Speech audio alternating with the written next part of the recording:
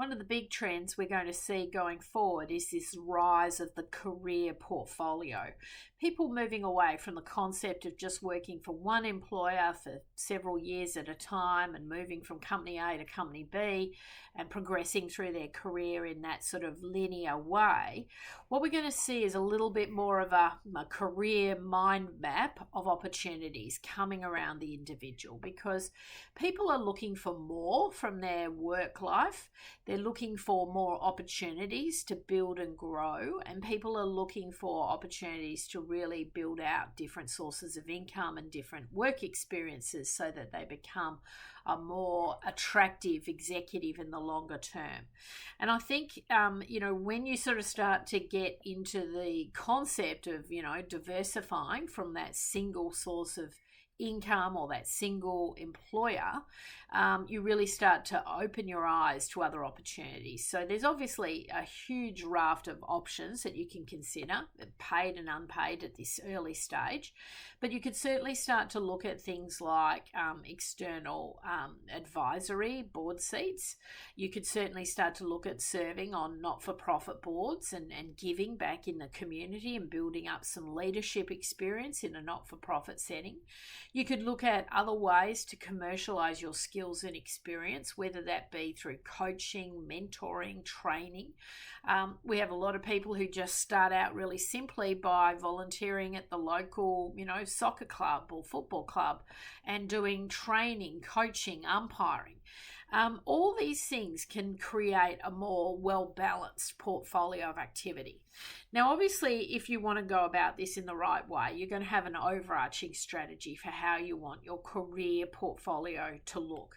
I've practiced what I've preached for nearly sort of 2-3 decades actually.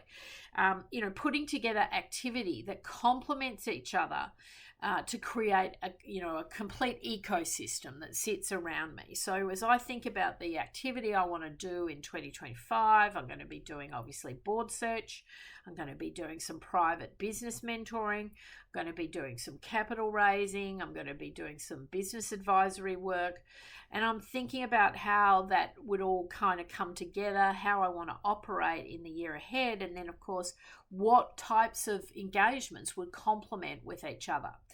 That is really at the heart of having a successful career portfolio, is getting things to complement so that you're not creating conflicts of interest in your portfolio. You're not creating challenges. So, if you've got a really big, important job and that's your main source of income, the last thing you want to go and do is create another ecosystem of incredibly high pressure, high time consuming work, because that's not going to work.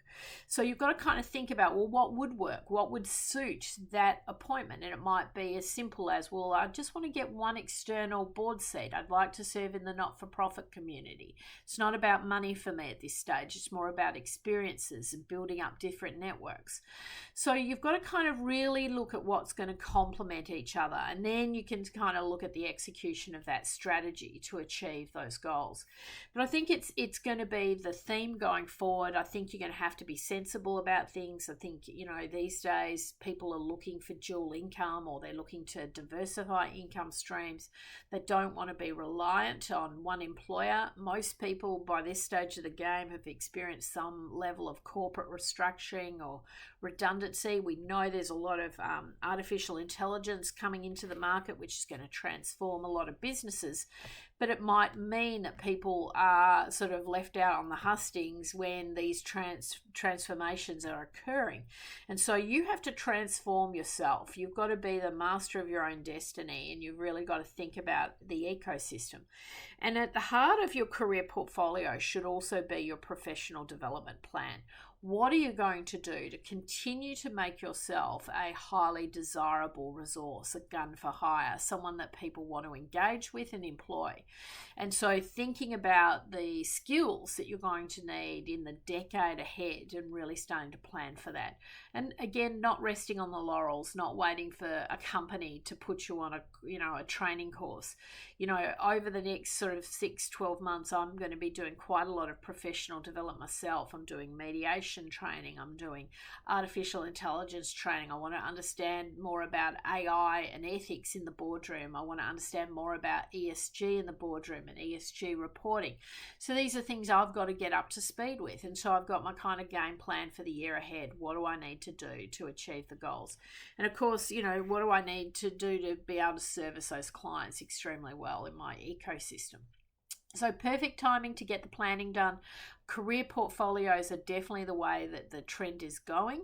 And, board portfolios, career portfolios, this is a fabulous way to really get the most out of your career and have a career that really is really highly satisfying and is going to drive incredible results.